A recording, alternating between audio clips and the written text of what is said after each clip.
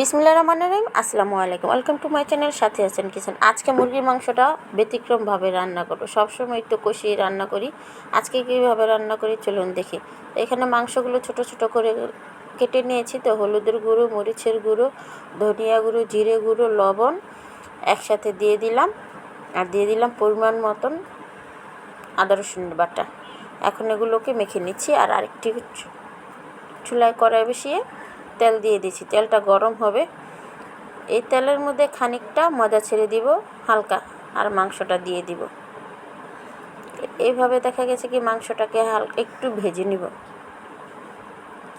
এরকম করে মাংসটা রান্না করলে এই মাংসটা মজা হয়। আমি রান্না করে দেখেছি, অনেক মজা হয়েছে, সেজন্য আপনাদের সাথে শেয়ার করছি। এত মজার রান্নাটা আমার দর্শকদেরকে আমি না দেখাবো।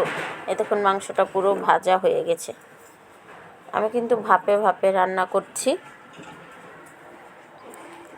তো ফ্রাই প্যানের ঢাকনাটা দেওয়ার কারণে দেখুন পানি বাষ্প হয়ে কীরকম উঠে গেছে। দিয়ে দিলাম কাঁচামরিচ।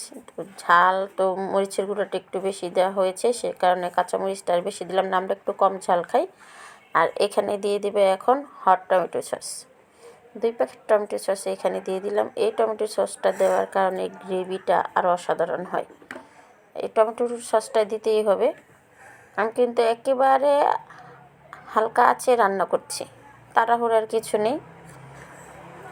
তো দেখুন, দেখতেই জিভে জল এসে যাচ্ছে, আর খেতে তারই আমি। আর সামান্য একটু চিনি দিয়ে দিলাম। একটু চাইনিজ স্টাইলে রান্না করলাম আজকের মুরগির মাংসটা। আপনারা এইভাবে রান্না করে খাবেন, অবশ্যই দেখবেন মজা হবে। তো মুরগির মাংসটা কিন্তু হয়ে গেছে। আমি একটু লবণ দেখেছি, মাশাআল্লাহ, আলহামদুলিল্লাহ, খুব মজা হয়েছে। আপনারা এইভাবে অবশ্যই রান্না করবেন, আর আমাকে কমেন্ট বক্সে কমেন্ট করে জানাবেন আপনাদের মুরগির মাংস রান্নাটা কেমন হয়েছে। আর এই ভিডিওটা যদি আপনাদের ভালো লেগে থাকে অবশ্যই ভিডিওটি দেখে একটি লাইক দিতে ভুলবেন না।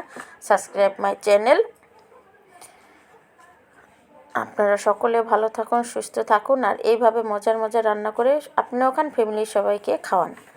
আর একটু ডেকোরেশন করানোর জন্য উপরে একটু সাদা তিল দিয়ে দিলাম। এতে লুকটা আরও চেঞ্জ হয়ে গেল, দ্বিগুণ সুন্দর হয়ে গেল। এখান থেকে বিদায় নিচ্ছি।